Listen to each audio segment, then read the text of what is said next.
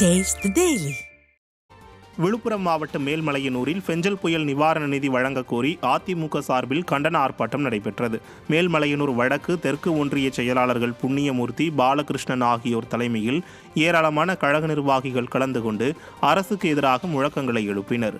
இந்த பகுதியில் புயலால் சேதம் இல்லை என அறிவித்த வட்டாட்சியர் மற்றும் வேளாண்மை துறை அதிகாரிகளை கண்டித்து போராட்டத்தில் ஈடுபட்டனர். மேலும் செஞ்சி சட்டமன்ற உறுப்பினர் மஸ்தான் மற்றும் அமைச்சர் பொன்முடியை எதிர்த்து பொதுமக்கள் முழக்கங்களை எழுப்பினர். புயல் பாதிக்கப்பட்ட பகுதிகளை முறையாக ஆய்வு செய்து ரேஷன் அட்டைக்கு 2000 ரூபாய் வழங்கிடுமாறு வலியுறுத்தினர்.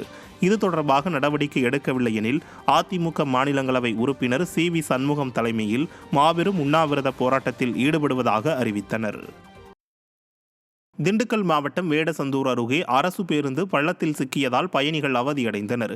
கோவிலூரிலிருந்து வேடச்சந்தூர் நோக்கி அரசு பேருந்து ஒன்று 50க்கும் மேற்பட்ட பயணிகளுடன் சென்று கொண்டிருந்தது. அப்போது செல்லும் வழியில் கொல்லம் பட்டறை பகுதி சாலையில் குடிநீர் குழாய் பதிப்பதற்காக தோண்டப்பட்ட பள்ளம் சரியாக மூடப்படாததால் பேருந்து மண்ணில் புதைந்து சிக்கிக் கொண்டது. தொடர்ந்து பேருந்தை இயக்க முடியாததால் பயணிகள் அனைவரும் 1 கிலோமீட்டர் தூரம் நடக்க வேண்டிய அவல நிலை ஏற்பட்டது. நிர்வாகத்திறனற்ற ஸ்டாலின் அரசு சாலைகளை முறையாக பராமரிக்க பொதுமக்கள் பெரும் சிரமத்திற்கு உள்ளாவதாக குற்றச்சாட்டு எழுந்துள்ளது.